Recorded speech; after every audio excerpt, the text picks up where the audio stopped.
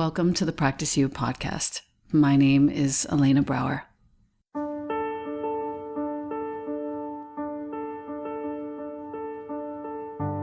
Together, we'll explore and enjoy content and conversations around mastering transitions in our relations, our wellness, our careers, our families, and especially in our missions and visions.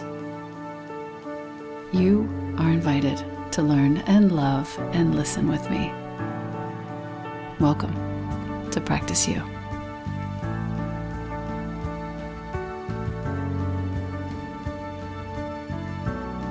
Welcome back to the podcast. I have today author, activist, beauty explorer, and mother of 5, Jodie Patterson, whom I've known for 20 years, dude. She holds the position of the chair of the Human Rights Campaign Foundation Board, our nation's largest LGBT organization. Can you tell I'm excited? As a globally recognized activist, Jodie speaks on topics of radical parenting, identity, and gender. We are going to get into this story in a second, but Jodie, welcome.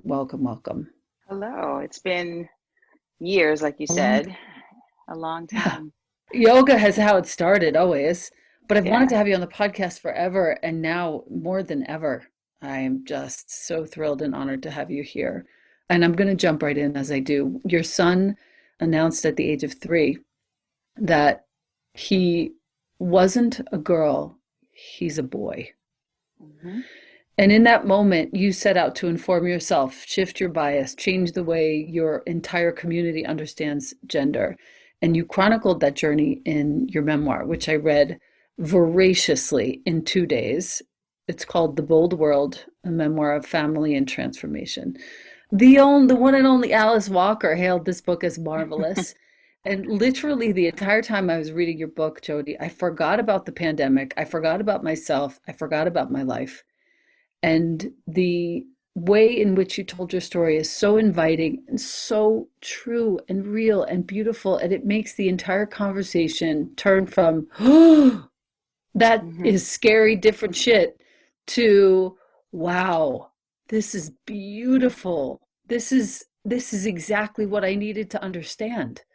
Your second book, Born Ready, which has as its subtitle, The True Story of a Boy Named Penelope, allows your children's voices to be heard. And this book is how your kids show us how an entire community can change for those they love. I'm just dying over this whole conversation. I'm so happy to have you here. I want to continue just talking about your history so that my listener can know who you are before all of this. You're a longstanding entrepreneur. You co-founded 2 beauty companies. You received Beauty Skin Expert of the Year from Cosmo. You co-own Joe's Pub at the Public Theater, which I forgot entirely. Remember that? Yeah. I forgot about that place.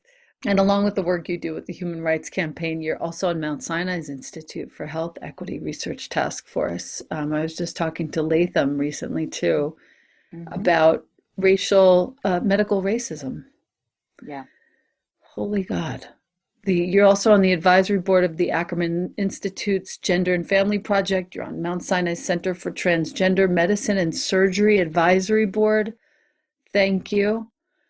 And the UN has recognized you as a champion of change. I am dying over all of these developments that have happened since I've seen you last in person. There are so many facets. You've been born so many times, is what I feel. That is true.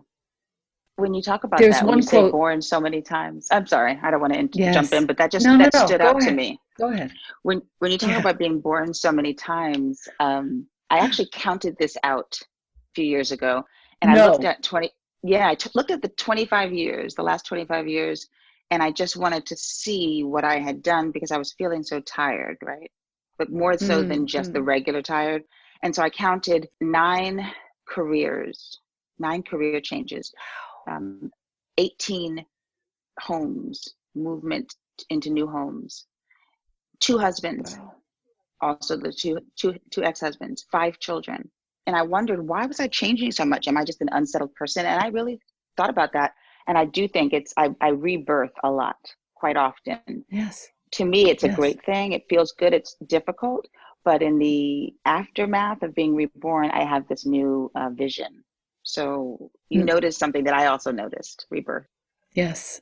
I I took copious notes on your book and I wanted to do a really good job in ensuring that my listener gets to know you pretty well and gets inspired to make some moves based on your story. And I want to start with this quote. I've always been told that women are powerful, tenacious, and important, that we pull from limitless places. I don't know why this makes me cry. That we make magic wherever we go, shining light into the darkness, forming impenetrable shields with our love, and that beneath moments of weakness are endless reserves of strength. That I think sums up, like, I think about this all the time. I think about death. We both turned 50 this year. I think about death all the time. And I, like, that would be perfect to read at my funeral. But honestly, that's how I want to begin this. That's the sort of overarching foundational roots and leaves of this interview. You were a city kid. You spent summers in the South, and you felt the South held, in your words, some secret medicine. Like there was some sort of spirit in the soil. These were your words. Can you Mhm. please talk about that? Because I want my listener to understand what that means. My white listener to feel the spirit of the soil in the South and why that is so important for us in our ignorance to Mhm. understand. You touched on so many of the guiding principles, right? Women, Southern life, Southern culture, and that power that comes. And a lot of times we summarize it as magic or something that we can't quite put our finger on. For me, a lot of times it was, I couldn't describe it exactly, but I knew that there was some energy in the South. I knew that there was some energy from the women that raised me. And people have called it, especially now, there's a hashtag Black Girl Magic. And that means Ooh. for many people, like the women that you see that are so outstanding, who are Black and who are female, who have beaten the odds and risen above Mm, all the bullshit and all the racism and mm. sexism and classism, and you see them succeeding, outpacing some of their white counterparts, right? But Oh, defying yeah. the odds. And so we call it Black Girl Magic. But for me, when I really look at this, it's not magic. It's not magic, and it is to belittle it to call it magic. This was a strategy that many of our mothers, grandmothers, great grandmothers put into practice centuries ago. And it is birthed in the South. It's birthed in the culture that came out of, that thrived through slavery, through the Jim Crow South. And I really had to look at that because I needed something more than what I had at the top of my fingertips.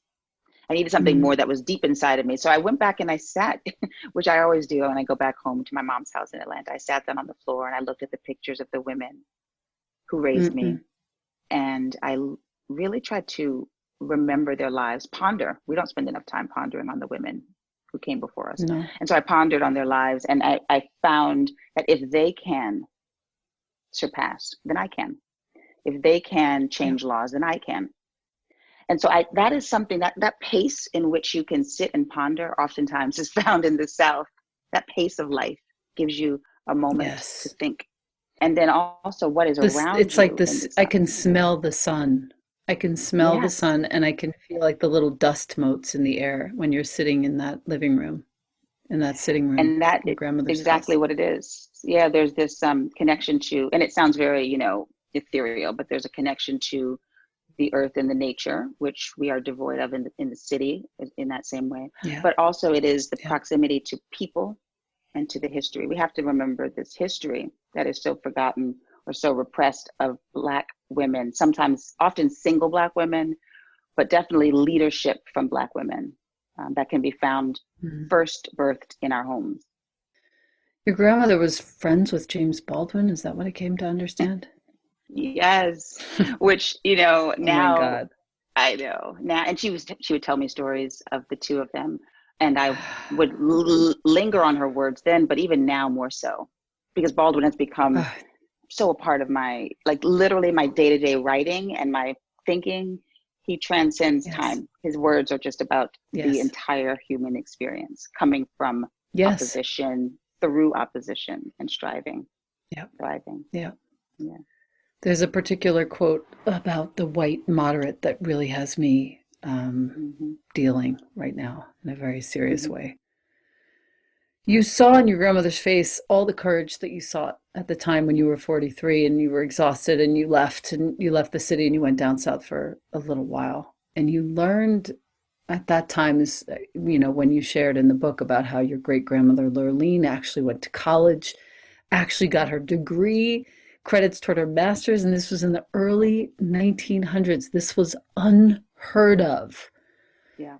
Unheard of. You really are And from a long line of activists. I don't think that everyone understands how radical that was for Black women to graduate from college.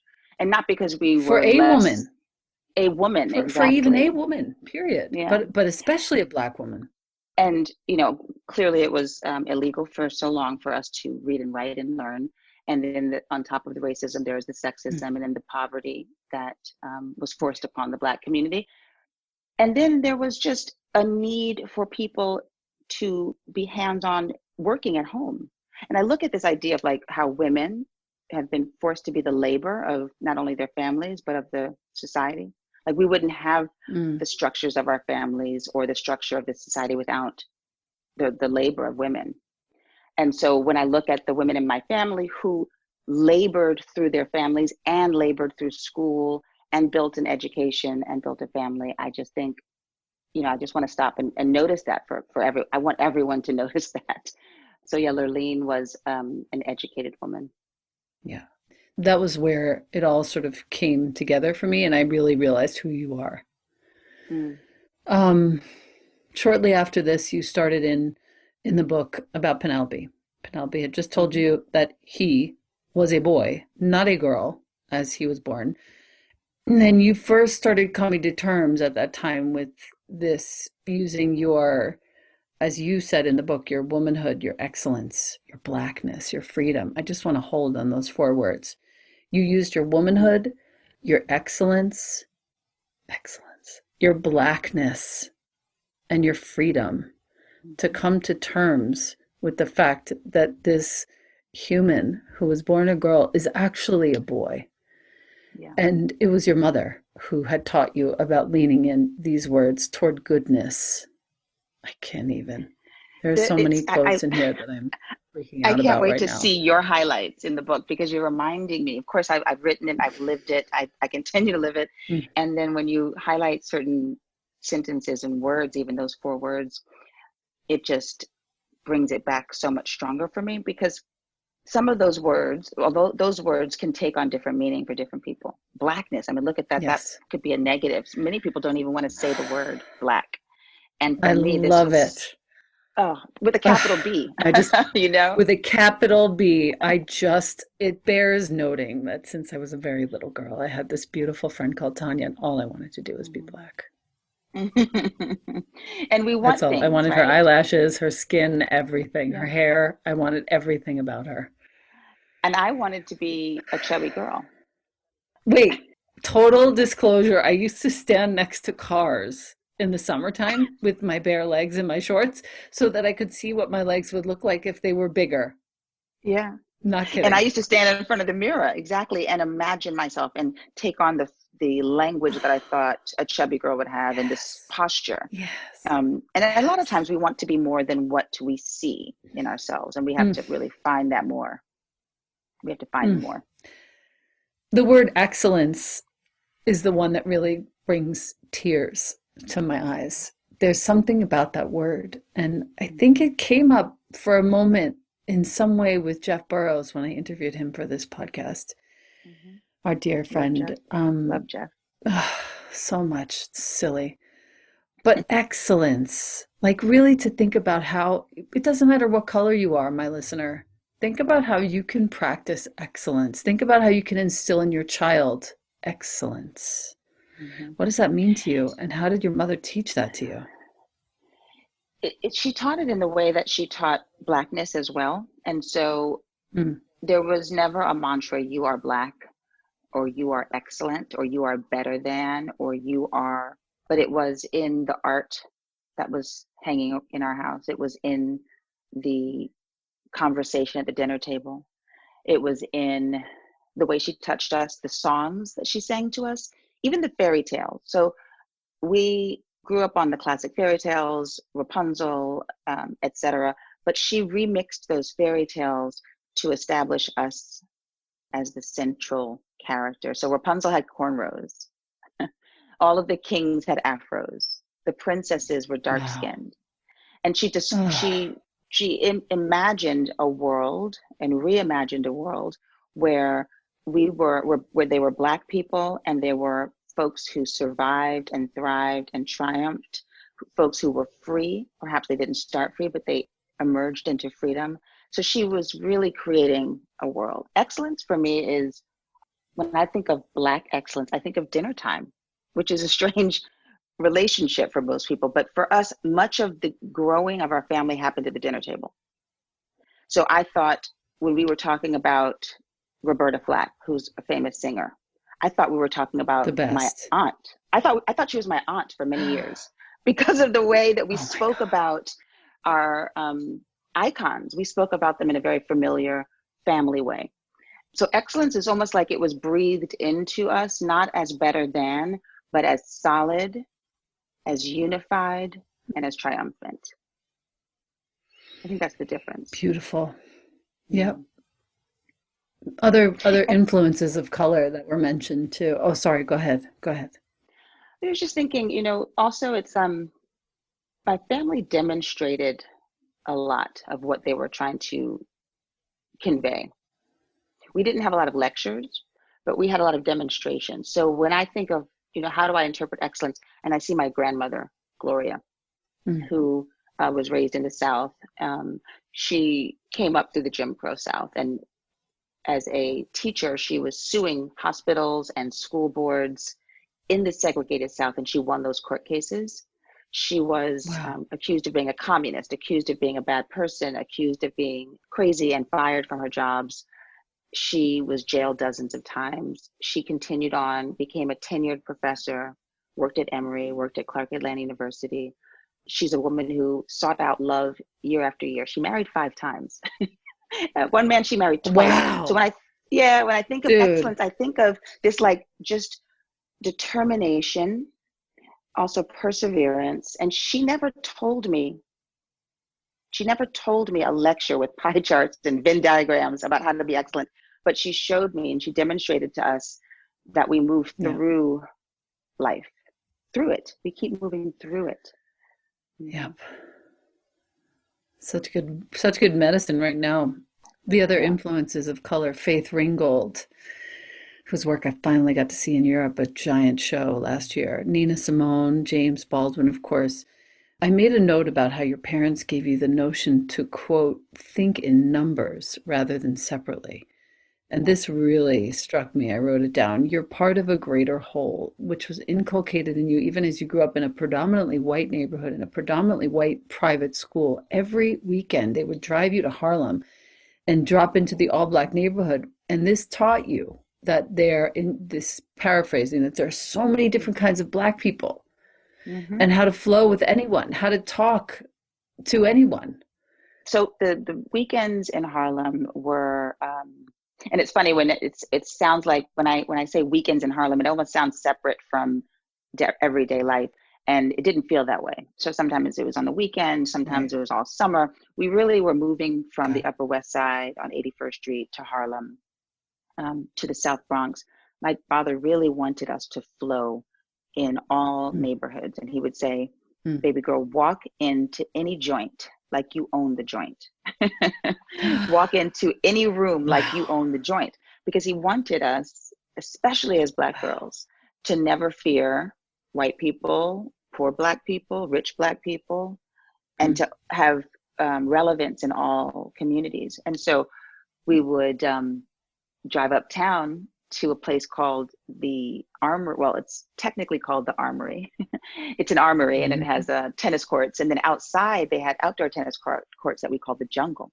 And they were next to the projects, and they were in a low-income neighborhood. But that wasn't the point for us. The point was that we were outside, and we heard African Bambaataa. We heard the Nation of Islam. We had our friends. We played hopscotch. We played Heaven. tennis, ate lunch outside, and we had a taste of Blackness uncontained. So in my home on the Upper West Side on 81st Street, Blackness was in our home, in our apartment, on our walls, in our literature, in our language. But when we stepped outside, right, to Central Park West, there was no relevant Black culture there, or obvious Black culture. Yeah. But in Harlem, we had obvious Black culture. And that was it. That was change. That made the difference for us. I now seek out Black culture. You can't keep it away from me. I'm going to find it no matter where I live, no matter what socioeconomic group I'm in, or what boardroom I sit in. I'm going to bring Black culture and seek out Black culture. No, I get it. And I actually, as I shared, Black culture for me was everything as a kid. And I also sought it out. And to my parents' chagrin / ultimate approval in the end, because they realized there's just people, good people. And what would we be with? What would this country be without Black culture? We're looking at art, we're looking at music, we're looking at language. Everything. And I think even now, Elena, it's like even now when we think about a path forward, we would be foolish not to look at Black women and the culture that Black women have articulated in the home. And we would be foolish not to bring that into the boardroom, into politics, into our communities. It's about connectivity and love and care and excellence and womanhood. Yeah, exactly. All of Your that. dad, please. Your dad was the co-founder, this bears noticing. He was the co-founder of the first Black-owned brokerage firm on Wall Street. He would tell you, as you said, that there was no place you don't belong. Do your hair how you like, walk in like you own the joint. But I want to talk about how he helped you manage when there were a few incidents in the book mentioned when you would walk into some building on Park Avenue or wherever in Manhattan, and a white doorman would mistake you and your family for the fucking help. And it happened in our own apartment building. No. Wherever we went, they did not believe that we belonged there. We could have been going there every damn day, right? Yeah. He said to you something that made me weep. I had to put the book down and literally put my head into a pillow for a good 10, 15 minutes. He said, don't let those white folks confuse you, Jodie. Stay focused. Yeah. That was powerful. It makes me think about it too. It can be, I think there's so many times when as a young Black girl, you feel literally turned upside down, confused about who you are, your body. I would study my lips for hours. Things that we should not have a moment of time spent on. They're lips, right? But you would consume your time with your lips and your hips and your skin and your hair. How my makeup looked different from my white friends' makeup. Just things that really consume our time in the most irrelevant ways. Yeah. And because of that, when you have a self-doubt, you enter rooms and there's information in that room, but you are consumed with something distracting. Your physical appearance, your Blackness, right? And so my dad would notice that we would be uncomfortable in certain spaces. We would start making jokes about older white people and their toupees or their makeup. We would just try to deflect the insecurities that we felt by making fun of the white folks in the room. And he would remind us very bluntly, you're getting confused here because of your insecurities. Walk in, see what's in the room, gather the information. There's information to be found in all rooms. Don't be insecure, and primarily don't let them confuse you, because they will, meaning they, the dominant culture, will confuse the suppressed culture all the time. And I see that with not just Black people, but I see it with straight culture dominating over trans or cis or LGBT or queer culture. For sure. Right? And so I tell the same thing to my son who's trans.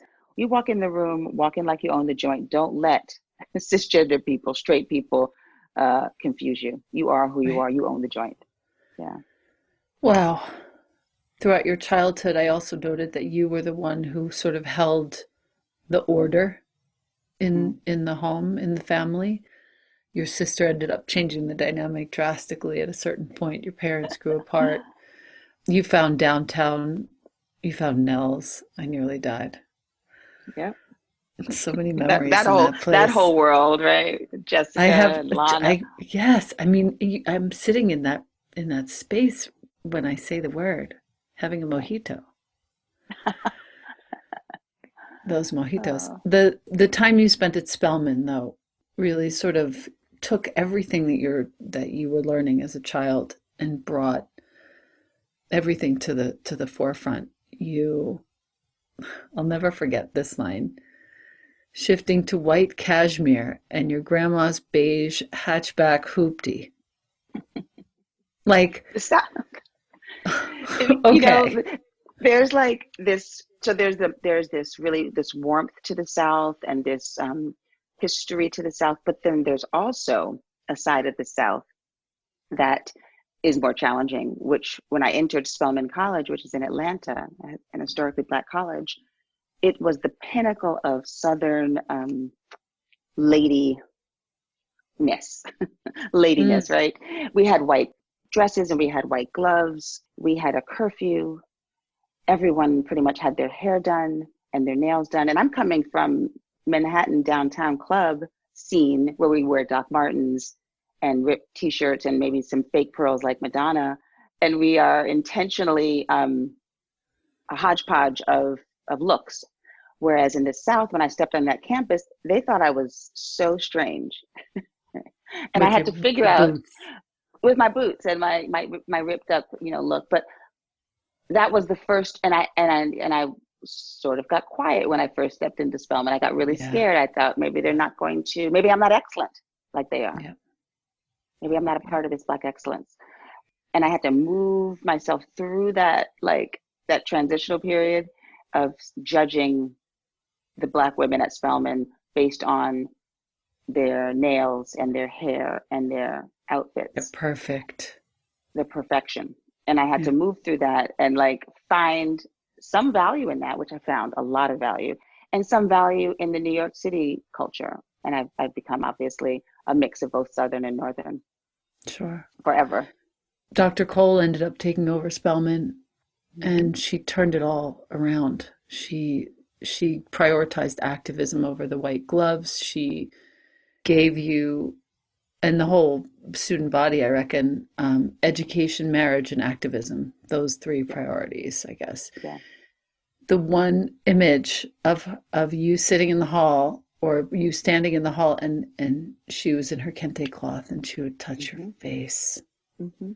and you wrote I mean, sometimes the king is a woman. yeah. What Let's just leader share her. do you I want to know? share her full name, Dr. Mm. Cole. What's her full name so we can see a Janetta, picture? Dr. Janetta Janetta. B. Cole. Mm-hmm. Got it. Thank you. And, this is leadership, right? Like a different face of leadership. I had never Hmm. been um, with a leader who had an afro, who had brown skin, who was a Right. woman, and who touched me. Like who Mm, was so close to me. She was so mm, comfortable with me. She recognized me so naturally that she could put her hand on my face, mm. which blew my mind. It sounds so, like a story, but imagine the president of the United States coming up to you and feeling Excuse so me, not this comfortable. one. Not this one. Not this Not one, this like one. Barack The one Obama, before. maybe. The one But before. but Yeah.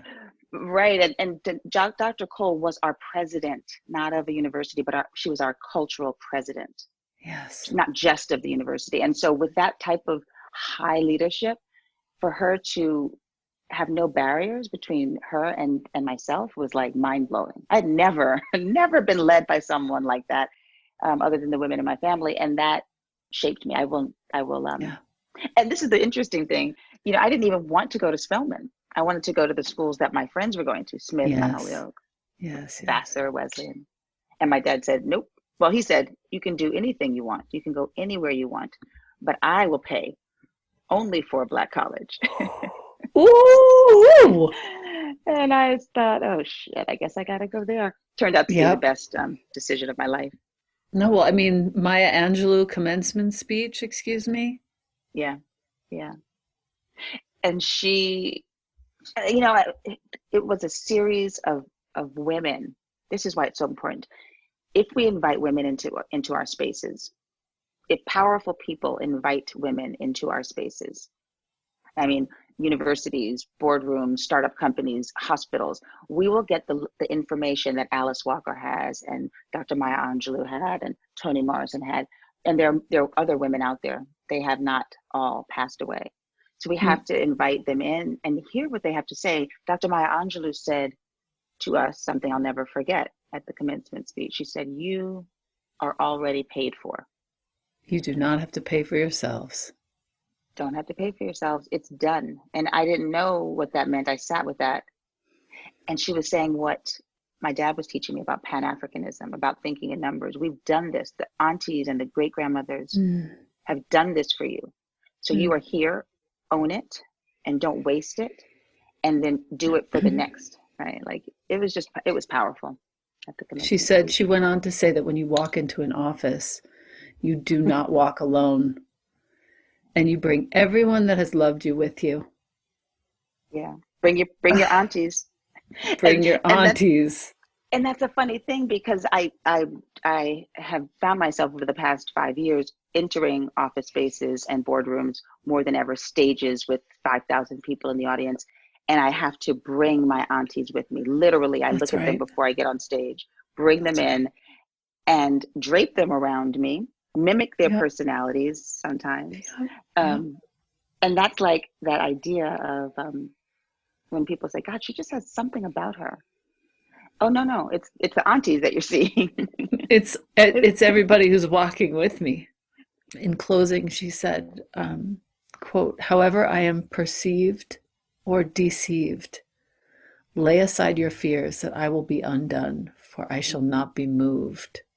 Yeah, that sturdiness. I shall not be moved. Sturdy is another word that I like to use, and it comes from that. There are all of these things that I think pull us, particularly as women, Mm, right? Morals pull us, husbands, spouses pull us, toxic male mm, energy, white supremacy, the children pull us, right? mm. Our home life pulls us. We get pulled in so many directions, and we have to plant ourselves and be sturdy so that when we do get pulled by these sometimes very amazing people and things like family, we do not get broken, right? And it's this idea that I've been recently thinking about, even after I finished writing this book. The next book I'm working on now is about, part of it is about untethering as a woman. Mm. And untethering for me is detaching from the things that define us. So detaching from some things that are great things, like detaching from children, spouses, morals, even for me, Parents. parents, and not forever. I don't mean go off into the world as a lone ranger or be an astronaut and go live on the moon. I mean, women as leaders have to detach for a moment to Yeah. understand freedom. Yeah. Yeah. And Yeah. and that's that, You freedom is actually, essential. at this point in the book, you actually detached for a time from your dad. Hmm. And because he Hmm. was super patriarchal in a really damaging way for you. Yes. And you said once you give a person the right to judge one tiny part of you, you invite that person to define all of you. Hmm. Yeah, he was complicated, and I wanted to not sugarcoat his personality. Right. He was one of the leading defining people in my life. He was also one of the most harmful and and taxing people in my Yeah. life. Yeah. He showed me how to be strong, but he also insisted I not be stronger than he. He showed me how to be smart, but he thought I should not be too smart as a woman. He's very contradictory. I mean, he had these great and grand ideas for our family, but he would cap them. His sexism was so apparent that it would always surface. The sexism would always surface. Right. And there was a moment in my life when I asked him if I told him I wanted to go to grad school and I wanted to study literature. And he told me that only fat, gay, ugly women go to grad school. Wow. And that I should focus on getting married well because I was so beautiful and my brown skin was so beautiful that I could marry well. Wow. It's like Wow. so crazy to talk. But when he said it, I realized that he was a man who was burdened by his generation's ideas on sexism and Mm-hmm. colorism and I knew I had to pull away from that, detach from that because I had to have freedom from those. I didn't want his old ideas planting themselves on my somewhat new mind. Yeah. Right? We do that all the time. We put old ideas on new people. So I had to pull away. And then I did come back. It's like that's the thing. Yeah, no, no. Yeah. We pull away so we can come back different. Well, insert New York City, insert Mm. Surge, Area MK, Fez, Time Cafe, East Village, road trip with your grandmother, launching D'Angelo. Hello, Yeah. which was like Oh, in my life for years. That was my mm, soundtrack. That first album. You were pregnant with your daughter. You opened Joe's Pub. You opened your PR firm. I met you shortly, I think, right then. And then you went back to Germany to help him die, your father. mhm. The most A lot beautiful of that. scene Mm, was that scene where you're whispering in his ears as he got close to death and telling him stories and hearing him, the gentlest little responses from him, knowing that you were mhm. doing the right thing. A lot of the what you just talked about, that arc of downtown New York and Hmm. my first marriage to Yeah. Serge Becker and Yeah. Joe's Pub, D'Angelo. These were all great collaborations. Amazing. They were like I have lived with a philosophy of collaboration, and sometimes those collaborations, almost always, they have a beginning and a middle and an end. Yeah. You can call it divorce, you can call it career shift, but those were some great collaborations. And even with my dad, it was a collaboration. In the end, when he died in Germany and I was there, it all came back. The entire story of my father and me came back consciously to me in Germany, and I could see the whole collaboration. Hmm. And this is something really interesting. Parents and children don't think of it as a collaboration. Hmm. Parents don't think of the relationship that they're building as a collaboration. And I don't mean that in that we give them the ability to have 50% of all the rule making, but I do think that we have to see these contracts that we make with our children as collaborative. Contracts don't work if one person is completely unfulfilled. Hmm. And so we have to rethink these contracts with the people we collaborate with, including our spouses, including our children. We have to rethink them over and over again, so that the collaboration, when it comes to an end, can feel justified, can feel worth it in the end. That whole collaboration that you and Serge created, the beginning, the middle, the end. I have this one image of you and Georgia picnicking on your bed on chicken after you and Serge broke up, and you're laughing outside and you're panicking inside. And I remember so clearly, it was right, I had to be right around the same time I was getting divorced. Jonah was like three and a Mm-hmm. half. And I remember having to hold the whole world together, it felt like. Yeah. And it was almost like I was back in that body again.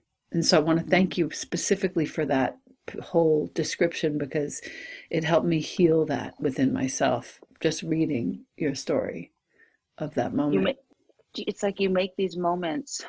I mean, these moments happen, right? Like I call them sinkholes.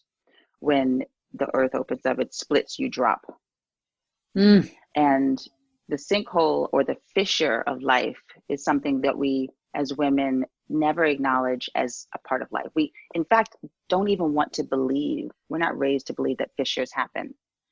And they do. They're these absolute essential elements to life, whether you call it divorce or death or COVID, right? Sinkholes or fissures happen. And then we have to figure out how to move through them, and find the upside in the split, and then come out of the split. In that moment when I was eating chicken, rotisserie chicken on my bed with my daughter, because I mm. just could not get out of bed, we were trying to find the upside. We were trying to come out of the split. And we do, but we We have to always do. really think about it, how to find the upside in the split. Yep. Hmm. The upside after that, Vibe magazine, Zach Posen, you rock that. Yeah, Second pregnancy with Joe. Cassius, Georgia Beauty. Oh my God, I loved hmm, walking into that store. that was Oh fun. my God, on Houston. That was when, right around then, you met Nine. Hmm. Penelope He's, came along. I oh mean, gosh, wow! that whole period was like boom, boom, boom, boom, boom, boom, boom. It was like Amazing. firecrackers just popping off in our lives. Um, Wow. you know, I had my daughter from my first marriage. Then I met Joe, like you said, and we had three Mm, children back to back. And then we found new love in a person who I did not birth, but who became my son. His full name is Air Nine, and we call him Nine or Ninety Poo. he And it's hates he hates spelled that name. Nain, just in Yeah, case my listener is a visual person. yeah, Nain. But really, he was a moment. He just walked into my store. I had a store on Houston. We were open late at night, and he sort of skateboarded in with this beautiful sort of Jean-Michel Basquiat energy. Mm, And over the course of a month, we became inseparable. And that sounds so strange as a mom to like let someone in your space, right? Personal space right. with your vulnerable kids. But it was undeniable. We just could not be together. And a lot of people were angry at me, especially my husband at the time. He thought this is so dangerous, letting someone in our life that we don't know. We don't know his Mm, background. We don't know his language. We don't know anything about him. And I heard what he was getting at, but I said, just spend some time with this kid. And so we all just spent sort of, you know, personal time with him. Joe spent time with Nine at the basketball court. I spent right. time at my store, and he became a part of our lives, and eventually moved in with us and worked for Serge Becker at Miss Lily's, and you know, went to Wow. college. It just, you know, he's a special person. And at that point, Penelope Hmm. declared. Othello came, and then Penelope declared. I know we can't forget about Othello. Mm-mm. Penelope declared, Mama, I don't feel like a boy. I am a boy. Yeah. And you found that teaching your kids about transgender was sort of like the way your parents infused your life with pride and capital B Blackness. Hmm. There were so many little moments, and I don't want to sort of ruin it for my listener because you really do have to read the book, but there were so many moments where you're teaching Joe's dad, who's from Ghana, how to change the pronouns, Yeah. the accent that I mean, you managed to get it in there. I could hear the whole thing. And then explaining to your own mom about gifts. The quote was, colors and symbols may mean more to you than you might understand. Hmm. May mean more than you might understand.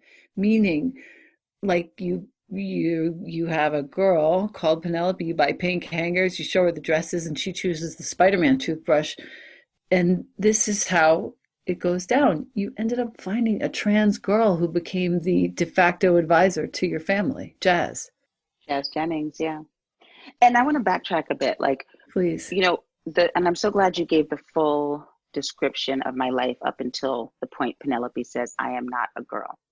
Because Yes. that fullness to my life, from the women in the South who were activists that raised me, from my downtown eclectic life in New York City to my meeting of my adopted son, these are very different worlds. And so I gravitated towards different worlds. And then, and I clung to diversity, I clung to inclusion, Harlem, Upper West Side, right? And then I meet Penelope, my third child. And that type of change, that type of difference rocked me for a moment. I was used to different cultures, but then that difference scared me. And I had to go back into the thought, I had to go back into the memory of my family, Right. right? About self determination and about pride and about owning everything. And I had to give that same blessing to Penelope. Because when your kid Right. says, I am not who you think I am, I'm something entirely different, it Wow. it makes you question who you are. Right. So if Penelope is not a girl, then who the hell am I? And that's just so big to unpack. Thank God Penelope got to see and watch that interview. This Mm-hmm. Jazz Jennings was interviewed by Barbara Walters regarding how she, born a boy, Yeah. she simply thinks like a woman, but like a girl, because Jazz was a kid at the time. By the end of that marathon night watching, Penelope knew that he was trans and he felt Mm-hmm. seen, like the sky opened or something. First time he said it. Yeah, He said, "Mama, I'm trans like Jazz." so good. Thank God. There was no other image for him to just to mirror, not mirror, but to there was no wording for him to pull from. There was no blueprint, and he was trying to give us the language by like stomping on the dresses Mm, mm, and mm, refusing the pink. That was mhm, the only way he could explain it to us. And then as he had more information, as his mhm. language developed, he could say, I am trans, like Jazz. But it was, it's like this is why representation matters. Without representation, we are at a loss for some wording Yeah, and articulation, and we get frustrated. Penelope was so frustrated before he could yeah, say that. yeah. Yeah. Um, this is important. And for some reason, I have to just give a shout out to Lisa Cooper for introducing us because she's the one who brought me over to your house. Yeah. But right at this point, and I'm thinking of her right now for some reason because she's such an active voice for trans people. In certain societies and cultures, my listener, perk up your ears if you're doing something else. Trans people are revered as two-spirited, revered, holy, two-spirited humans. Yep. I just need Yeah. to really just put a big banner right there. Yeah. This anger towards trans people and this distrust of trans people is a cultural thing. It's not all over the world. It is not necessarily even it's definitely not what is done all over the world. Mm, And so that makes me understand that how we treat people is cultural, and we can yeah. change. If we don't like what we're doing, we can course correct. And so we have to look at other cultures and say, okay, if in Native American culture, and it's all over the world. There are pockets all over the world that see trans people as special, as connected to a higher spirit, as natural and healthy elements to this whole human existence. And so we have to find that. We have to find Mm, those cultures, because otherwise we just start dividing and killing. And I want to just mention in 2019, there were 309 murders of trans people, yeah. not by other trans people, by cisgender people. Yes. Who were So, afraid, scared, put off, yeah, whatever the case. 309 globally murders. Yeah. You know what's interesting? You a little bit later in the book you talked about the Patterson school. Mm-hmm. Your parents created this black environment that was reflective of the capital B, black, capital S self. The only place that you had had for spiritual expression before that was church, and they wanted more for you and for the community and the sort of nourishing capital B black environment that was missing from mainstream schools and putting that at the center, black culture at the center of learning. You had Stan Latham teaching storytelling. Yeah. Unbelievable. You had Charlene Hunter Galt teaching on Mm-hmm. current events. Do you know that I dated her son, Chuma? Chuma, I know. That is, to me, that was just such a great moment when I realized you and Chuma knew each other and you Yeah. dated. I love that. So great. We're still totally in touch. He actually went to school with Jonah's, who ended up to be Jonah's father, Mhm. Anthony. He went to Emory with Uh, Anthony. oh, funny. Um, all I know is that I died when I met Yeah. Charlene. There was this one moment where I had to get on a plane with Ed Bradley to fly Mm-hmm. to see them for the summer. And I was so nervous, first of all, the whole plane, but when I met Charlene for the first time, I could not speak, and all I did was listen for days and learn. As we should, right? As Wow, we should. There are many what a moments when moment. we would to listen to these women. Exactly, Wow. is all we need to do. After a couple of years, I'm sort of jumping around a little bit, but I want to Mm-hmm. talk about the trans camp in New Hampshire, where Mm-hmm. I might have to read Penelope's story, Penelope's poem too. But the trans camp in New Hampshire, where Joe is the father of Penelope, my listener, Yeah. who is now a boy, obviously, and Joe's high school sweetheart and her family happened to be at trans camp, where the whole family can go and finally just sink into the reality of having a trans child.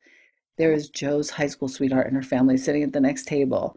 This was a real turning point for you and your family. And I just want to talk about that because if anyone's listening or knows somebody who has a trans kid and might need to know about trans camp, here's your chance. First of all, it's the camp that is something we do every year, sometimes twice a year. And so the family will go, and then Penelope will go just as a camper by himself. But it's a camp, like you said, for families who are raising trans kids. And the entire family can come, and the kids do camp activities, and the parents sit down in groups and talk about issues that are looming Mm-hmm. over us. But the complicated part, as with all of life, is this little thing called racism. Because as Black people, we are so tired of being in environments where we are the only Black people, because race will overshadow everything and we can't even, get to the matter at hand. So when I was Right. telling my husband, Joe, at the time that I wanted to take the family to trans sleepaway camp, he said, oh gosh, here we go again. We're just going to be around a bunch of white hippies. We're just going to be Right. the only Black people in the, Don't um, make me go. yeah, don't let me go. I don't want to be around the Birkenstock folks. And I understood what he was talking about. But when we got there, we ended up going because I said it was important. I reminded him he has Birkenstocks. His mother's white. Like, come on, let's cross these boundaries, right? And then when we got to Funny. camp, ironically, there was one other Black family, and it was his girlfriend from high school. Sick. Sick, and she's also, Sick. there's some African heritage there, and that made him think, okay, if she is here and I am here, maybe this is not so insurmountable. There's, and again, representation. We have to see ourselves in moments, Mm-hmm. um, so that we can understand that we are not one strange person, that there are Right. numbers of us. It's a Right. body of people going through this. Your kid's a prophet, straight up. Mm. Um, Bishop, who runs the school where he now goes in Brooklyn. So impressive, by the way. Wow. Macadamy. Macadamy is the name, and it's Unbelievable. beautifully run. Yeah, beautifully run school. She not only assented to the fact that Penelope was a boy, she called him a prophet. And at this point, I took the time to write the whole piece that Penelope wrote at age 6. Mm. And I think it's a good way to close, but I definitely, after I read this, I want to talk about what you're doing now and what's to come and where we can find you. I might be a ninja, but I got a heart. I might be tough, but I got a heart. I'm like that from the start. My legs are hard as steel, but I'm not despicable. Penelope wrote that at age 6. Age 6. At that. My God. Oh, his words stopped me in my tracks. They always have. Yeah. What he was expressing in that, from what I can see, Mm. is that he is not hard. He is not angry. He is not disruptive in a bad way. Mm. All the things that many of us were feeling about him, we were seeing a kid crying and stomping and refusing and demanding, and we thought that was anger and disruption in a negative way. But he's saying, what he's telling us in that poem is he is beautiful and loving. He is tough and triumphant, Mm. but his heart is full. And this is what we have to look for. When people come to you in peace and they tell you who they are, we have to listen. For me Mm. not to have heard him fully would have been catastrophic. Mm. Yeah. That was the fourth or fifth cry of the book, I think. I ended my notes on the conversation you had with Lerma about how self-identity begins at 2 years old. Hmm. And I think that's a really good place to sort of, just in case my listener thinks, well, trans isn't really real, it's just some Yeah. random choice that people make based on some trauma. This Right. child came out of the womb like this. There was not a Hmm. question. This is not a girl. Yeah. And And, you know, yeah, I had to think please. about that too. I really did. I thought, Mm, what have I not done? Did I forget to love? Did I forget to spend time? Did I forget to tell this Penelope, this child, about all of the strong women of the world? That I forgot to teach feminism? Because mm, 3 years old is around the time when my mom started teaching me about all the strong women. I knew Billie Jean King, Nina Simone, Audre Lorde, Dora Welty, Toni Morrison. I knew these women.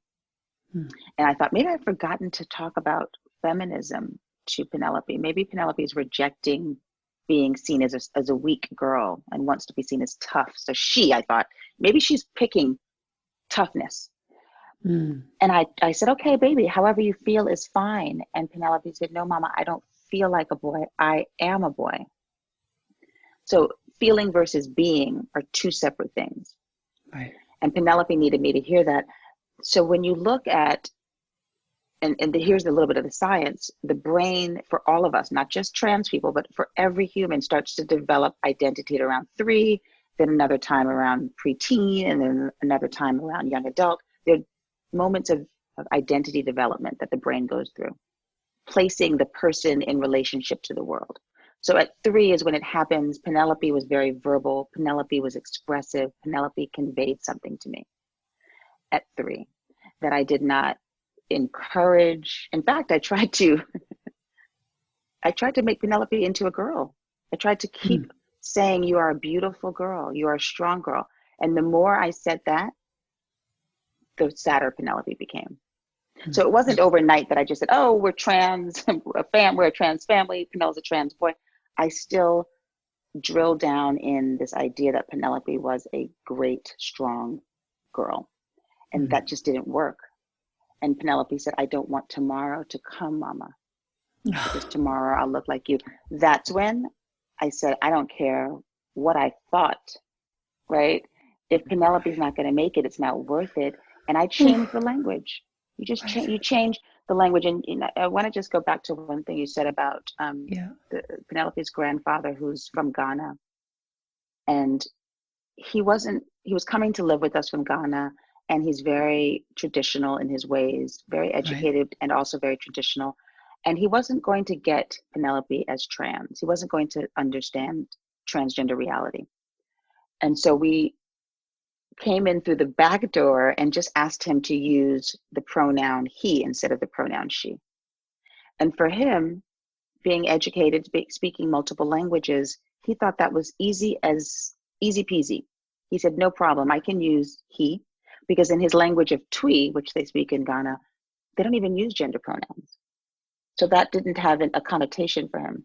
And so I think about Interesting. that. I thought about that a lot. Like, if people find it hard to understand how a person with a certain anatomy, a vagina, fallopian tubes, uterus, identifies and is a boy, forget the science for a minute. Just do what's life affirming. Switch Right. the pronoun. Right. And eventually your brain will start to switch. Your heart will start to switch. Your mouth will start to switch. It became so easy as I saw Penelope grow to say he. It means nothing to me to say he now, which Mm. is really just something to think about, that we are malleable, our brains are malleable, and we can shift for people. We can shift anything. Yeah. Lord, if I can stop smoking weed, anything can happen. That was 6 years ago. Oh gosh, it's so true. Oh It's so my God. true. And so to catch you all up to speed, Penelope is now 12, just Yes. graduated valedictorian of his Gorgeous. school, and really Gorgeous. is a very planted, sturdy kid. Yeah, yeah. Beautiful. Mhm. And looks like you. Oh my I God. love that. Got your little nose, got your mouth. So beautiful, Oh, this kid. Beautiful boy. Okay. I want to know for my listener where we can find you, what is important to you right now, and how we can support you in your work. Thank you for asking. Mm. Well, so I dwell on Instagram a lot.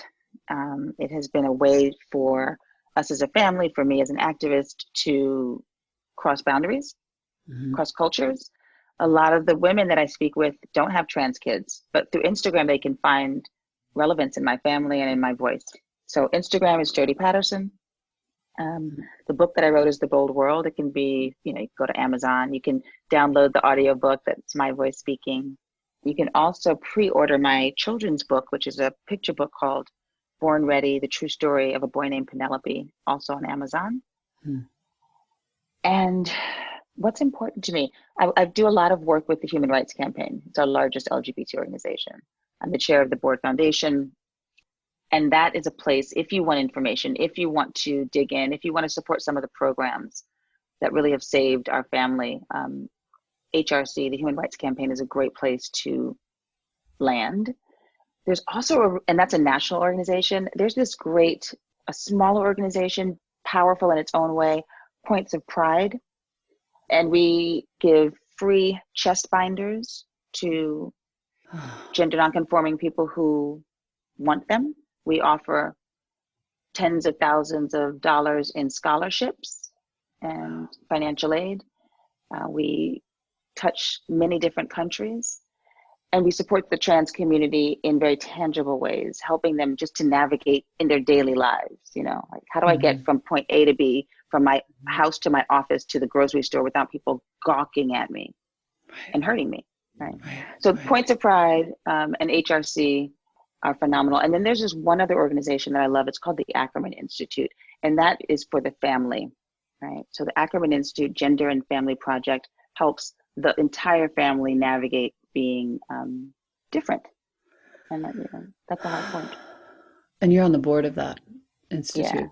Yeah. yeah. Jodie, you touched my heart when I walked into your house so many years ago. And I saw this insanely powerful, beautiful, confident, yet utterly fragile woman who, again, made me just want to be Black, first of all, but gave me a beacon, like a lighthouse. Like, I want to be like that. All those years ago. It's still true. Ironically, It's you say still that because true. I saw so much light in you, so much light in Ah. you. And your first, my first yoga class with you that Jeff Burrows brought me to, after the class was over, I just cried. Like, I was in Ah. child's pose, just cried. And you said that's exactly what you should do. Oh, God Just let it out. bless. Yeah. Yeah. I So just thank want to you. thank you. Yeah, thank you so much for being here and taking the time with us. And I can't wait to see how it all unfolds and how much good and how many lives that you get to touch and help. Thank you. Thank you. I Yeah. love you. Love you too, Angel. Talk soon. Okay. Bye.